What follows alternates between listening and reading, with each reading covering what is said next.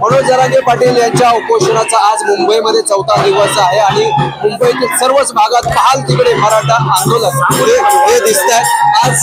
आज मुंबईमध्ये वेगवेगळ्या बातम्या आल्या होत्या, रेल्वे स्टेशन परिसरामध्ये असतील, पटरीवरती असतील, मराठा आंदोलन दिसत आहेत। काय तुम्ही सांगाल, काय आव्हान कराल त्यांना?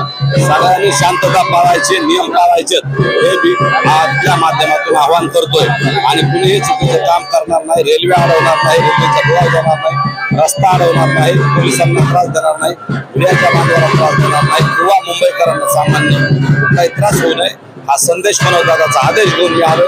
सगळ्यांना तो आदेश सांगितलाय आणि आता जर कोणी चुकीचं या पद्धतीने पुढे वागलं तर पोलिसांनी त्या लोकांवर कारवाई करावी हे मी सांगतो। आणि जे मनोज दादाचा आदेश मानणार नाहीत ते आमचे मावळे नाही हे सुद्धा आम्ही मनोज दादांनी सांगितले। त्यामुळे कठोर सगळ्यांनी चांगलं राहिलं पाहिजे, नसता कठोर कारवाई दादा करतो आपण सगळे। काही पहिल्या पत्रकारांना किंवा पत्रकारांना देखील कुठेतरी अडथळा निर्माण होतो आहे का हे सर्व वार्तांकन करत असताना तुम्ही तुमच्या मराठा आंदोलकांना तुम्ही काय आव्हान कराल? मी आंदोलकांना सांगतोय, मीडियामुळे आपलं आंदोलन जगात गेलंय, मीडियाचे आभारच आहे त्यामुळे। आणि जर काही चुकीची घटना कोणाबरोबर झाली असेल त्याबद्दल मी जाहीर माफी मागतो मराठा समाजाच्या वतीने।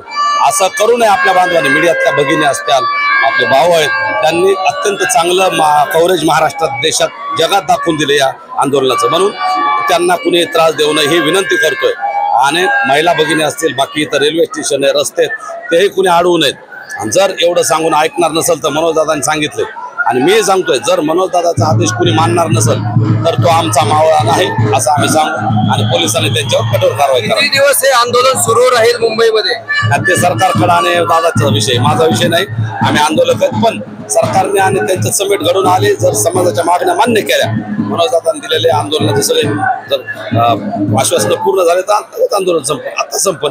पण सरकारची इच्छाशक्ती पाहिजे आणि मनोज दादाला त्यांनी भेटून दोघांच्या समन्वयातून मार्ग काढावा ही आमची विनंती असेल। धन्यवाद, तुम्ही आमची संवाद साधल्याबद्दल। हे होते मराठा आंदोलक जे मनोज जरांगे पाटील यांच्यासोबत सातत्याने ते सोबत असतात। आणि या मुंबईभरामध्ये ज्या ज्या काही स्टेशन्स आहेत तिथे अनेक मराठा बांधव हे रेल्वे स्टेशन परिसर असेल किंवा रेल्वे पट्टीवर असतील त्या ठिकाणी जात आहेत आणि त्यांना सांगण्यासाठी, त्यांना सूचना करण्यासाठी मुंबईतील रेल्वे स्टेशनच्या पट्टी आहेत त्या ठिकाणी तुम्ही जाऊ नये, ते त्या कायद्याचं उल्लंघन आहे अशा प्रकारचं आव्हान या संदर्भात त्यांनी मराठा आंदोलकांना केलं।